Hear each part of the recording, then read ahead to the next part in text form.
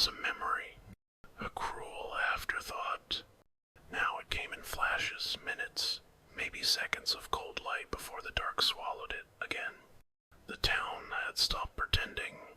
Our photographs were everywhere, in wallets on display, on milk cartons, on the depot walls with "Have you seen us?" in cheerful font. We were locals now. Permanent. George had started talking to the photos. Rocky hadn't spoken in 2 cycles.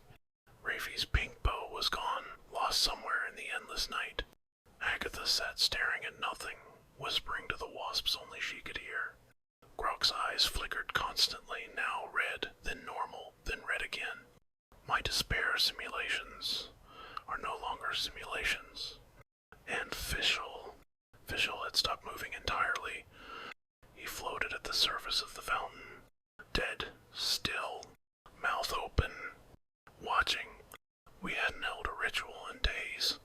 We had nothing left to say. The lights in our safe houses, wherever we hid, barely glowed anymore. The night was permanent. The voices didn't knock now. They spoke from inside, from the seats next to us, from our own mouths sometimes. I heard my father in my head telling me to give up. George heard his sister promising the beach was just outside. Rafey heard his brother calling him to play. Rocky heard himself, perfect, confident, saying he never belonged with us anyway. Agatha heard the wasps.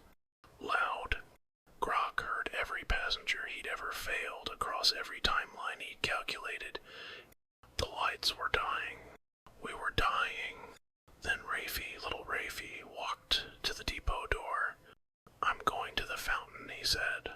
Voice small, steady. We tried to stop him, but the lights were too dim. The doors opened on their own. He walked out into the endless night. We followed because what else could we do? The town had rearranged again. The fountain was in the center now. Bigger. Water black as the void. Fishll floating in the middle. Rafey stepped to the edge. Knelt. Reached in. Touched the water. And Fishll moved. Not frantic. Not calm. Deliberate. He swam to Rafey's paw. Nudged it. Then turned and swam to the deepest part. Looked back. Waited. Rafey looked at us. I think he wants us to follow. George laughed broken. Into the water. We'll drown.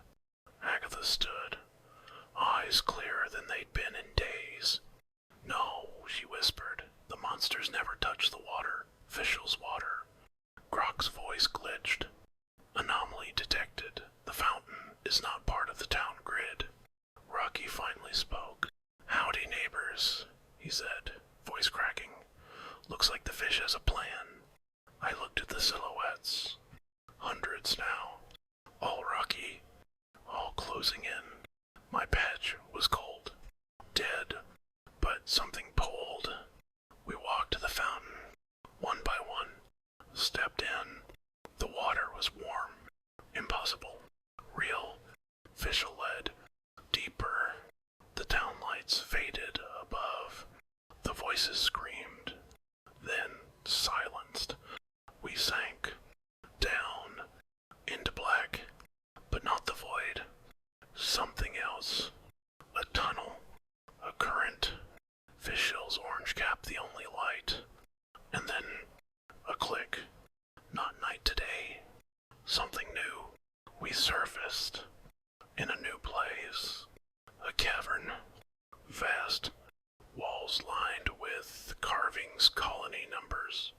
Hundreds.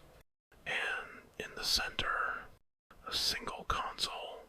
Glowing. Plenum X logo. Faded. Waiting. Fishll floated beside it. Mouth open. Watching. The water lapped gently. No voices. No silhouettes. Just us. Breathing. Grok's voice. Soft.